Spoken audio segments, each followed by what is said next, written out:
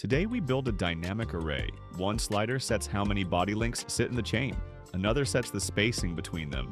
And once it works, we lay the whole thing along a spiral, or along any curve you like. This setup is worth more than one ring. Here is a train. Same structure, completely different object. The array stays editable after it has been deformed. This train is already running along a bent track, and I can still change the number of cars and the gap between them.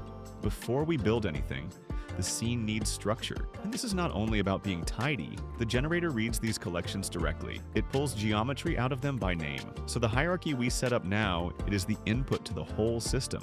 4 collections: head, link, tail, and cutters, where every Boolean object lives. Each of the first 3 holds 2 things: the mesh itself and a child collection with its stones. Head holds the head object and head gems, which hold stones. Link holds the link and link gems. Same shape every time. Let's build it once, on the head. Create the head collection and a child collection inside it for the gems.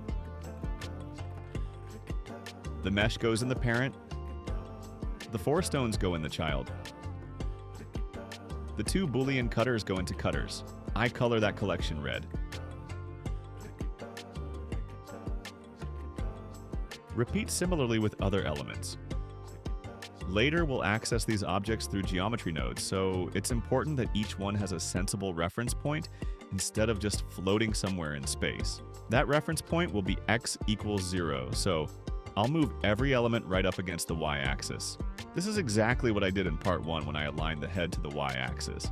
Every part should be positioned this way. Time to assemble. New collection, and inside it, any object at all. I use a plane.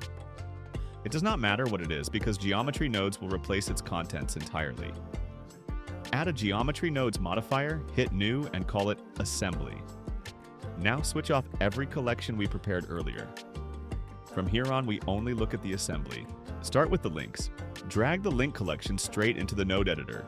Blender drops in a collection info node pointing at it. Wire it to group output, and there is 1 link.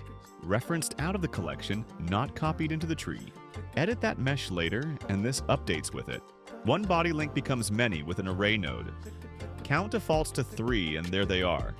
3 copies. Now expose count as an integer input. There are 3 modes here. Relative spaces the copies by a fraction of the object's own size. Endpoint spreads them between here and a fixed end. Offset moves each copy by a distance I choose. We want offset. I want to say how far apart the links sit in millimeters, not as a ratio.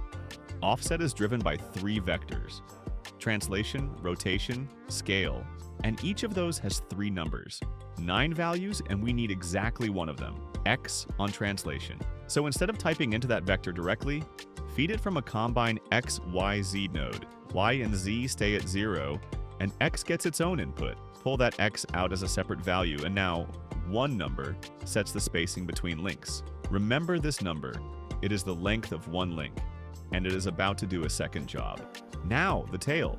Drag its collection in, and join geometry to merge it with the array. Nothing seems to happen. The tail is there. It is just sitting at 0, buried inside the first link. Transform geometry moves it out. Push it along x, and the chain finally looks like a chain. But watch what happens when I change link count. The tail stays put. It is sitting at a number I typed in, so let's compute it instead. The array is as long as 1 link times the number of links, and we already have both of those numbers. The spacing value is the length of 1 link, and link count is how many. A math node set to multiply, and that is the answer. Feed it into the tail's x, and notice what just happened. 1 number now drives 2 different things: how far apart the links sit and where the tail lands. The head is the last piece. Duplicate the join geometry, plug the head collection in and out to group output. It overlaps because the array starts at 0 and so does the head. So push the array forward through transform geometry by the length of the head. And here I just type a number. No math. If you later want the head to scale, this is where its size would come in. Today it is a constant, and the array is done. Now we wrap it around a spiral. There are several ways to do this. The fastest is the curve modifier. It takes geometry and lays it along a curve, but it needs a curve. Open add, curve, and there is no spiral in the list. So I install a small extension, extra curve objects. It adds a handful of curve types, and one of them is a spiral. Add curve spiral. I take the first type, Archimedean. Radius 9, height 3, turns 2, and steps down to 12. 12 is deliberately low, as every step is a control point, and every control point is somewhere the curve can kink. Fewer points, smoother shape, and 12 is few enough to edit by hand. Curve type, NURBS. Order U to 5, and that will do. Select assembly, add a curve modifier, and point curve object at the spiral, and look at that. The body bends around the spiral. The head and the tail stay exactly where they were. Go into the assembly tree and zoom in on collection info. Look at the collection info node. Its output is not geometry, it is instances. An instance is a reference, not a copy. Blender keeps one real object, then says, there are 400 more of these. Here, here, and here. A forest of 10,000 trees cost you the memory of one tree. But that efficiency comes with a rule. An instance may move, rotate, and scale. It may never change its shape. The moment one instance differs in shape, it is not the same object anymore, and the whole arrangement falls apart. Bending along a curve changes shape, so the modifier simply leaves instances alone. And the body? The body bent because the array node has realize instances switched on. It turns its copies into real geometry. Uncheck it, and the body stops deforming too. The head and the tail never got that treatment, so they stayed instances and stayed put. We are not building a forest. Nothing here needs optimizing. So add a realize instances node at the end of the chain, after join geometry. Everything passing through becomes real geometry, and real geometry can be deformed, and we lose nothing. The tree still reads from the same collections. Next problem. The stones point straight up. They should point outward, away from the curve. The curve controls that. Every control point carries two values, radius and tilt. Tilt is the angle the geometry is rotated as it passes that point. Select all points, set tilt to 90 degrees, and the stones swing outward. Now raise link count until the ring closes. That is nearly right, but watch the tail and it is still sitting at an angle even though every point is at 90. I could rotate that one point. There is a cleaner fix. In the curve settings twist method, switch it from the default to Z up. That decides how the orientation is carried along the curve, and Z up keeps it consistent all the way around. Head and tail are overlapping. I scale the spiral up on Z until there is a gap between them, and there is the ring. One thing is clearly wrong, the stones got bent along with everything else. A real stone is cut, faceted, and perfectly rigid. This one has been squeezed into an arc and it looks it. This is fixable, and fixable without giving up any of the flexibility we just built. So, the stones are bent. Let's fix it. To do anything, we first need to tell stones and ring apart inside the node tree. And there is a clue already on screen. The ring has no material. We never gave it one. The stones do. Jewelcraft brings them in with a material already assigned, called colorless. That difference is all we need. A material is a tag, and a tag is something nodes can filter by. Here is the plan. We replace every stone with a placeholder, a flat quad sitting exactly where the stone was. The quad goes through the deformation like everything else. Then afterwards, we drop a real stone onto it, and a single quad carries everything we need. Its center is where the stone goes. Its normal is which way the stone faces. Its area is how big the stone is. 3 answers from one face, and all 3 survive the bend, because a quad is allowed to change shape and a stone is not. Turn the head collection back on and select any stone. Open the node tree we built in the first video, the one called prongs. Its join geometry pulls in 3 things, the stone itself and the 2 mirrored sets of prongs. Add a grid node, mesh primitives, grid. Set the vertex counts to the minimum on both axes. It's 2. We want 1 single quad, nothing more. Disconnect the stone from join geometry and put the grid in its place. Every stone becomes a plane, and they went gray. They lost the material. We need that material. It is our tag. So add set material and assign colorless back. Hide the head again and go back to the assembly. New geometry nodes modifier and call it fix gems. To separate the two, we delete what we do not want. Add delete geometry, wire it straight through, and everything disappears. Reasonable. But delete geometry has a selection input, and that is where the tag comes in. Add a material selection node, pick colorless, feed it into selection. Every placeholder gone. That is one half. Now the other half, the ring gone, the placeholders left. Duplicate the delete geometry, feed it the same incoming geometry, and this time, invert the selection with a Boolean math node set to not. Same tag, opposite answer. Two nodes and the geometry is cleanly split in two.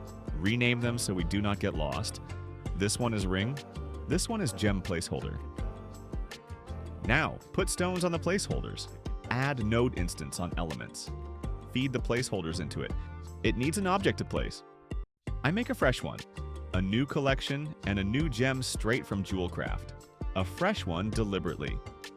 The stones we prepared for the head still carry the prongs modifier, and we have just turned them into placeholders. We need a plain, rigid stone with nothing attached. Check the name of the newly created stone and find an object with that name in the object field of the instance on elements node. Straight away, there are too many. It is placing one stone per point, and our quad has 4. Switch the mode to faces. One face, one stone. They are all the same size though, and our placeholders are not. Open the transform panel and enable scale by face area. And there it is, for position, orientation, and size. All 3 read off the quad. Turn off keep surface so the placeholder itself stops showing through. Rename the node gems and join geometry it back together with the ring. Fixed. The stones are perfectly round again and everything is still fully adjustable. While we have this working, let's use it for one more thing. Cutting a proper seat under every stone. Select the gem in its collection and hit cutter in Jewelcraft. That builds a subtracting object shaped to the stone. Turn hole off, we do not want it punching all the way through. Placing the cutters is the same problem we just solved, so it is the same solution. Duplicate the gems node, rename it gem cutters, and set the object to the cutter. Same placeholders in, an array of cutters out. Now mesh Boolean. Mesh 1 is what we subtract from, that is ring. Mesh 2 is what we subtract gem cutters. Nothing happens. Because those cutters are still instances and Boolean needs real geometry. So tick realize instances on the gem cutters node. Now it cuts, but badly. Switch the solver to manifold. It is the most reliable of the 3, and there are the seats. If you look closely at the mesh, there are artifacts around the cuts. Strictly, the head, the links, and the tail should be merged into one closed solid before anything is subtracted from them. And that is doable right here. A mesh Boolean in union mode with the exact solver will fuse every closed island into a single mesh. But it is slow, and the artifacts sit underneath the stones where nothing can see them. If your goal is a render, you do not need it. I am switching it off. Just know it is there. Last step. Rename the subtraction result ring minus cutters and join it with the gems.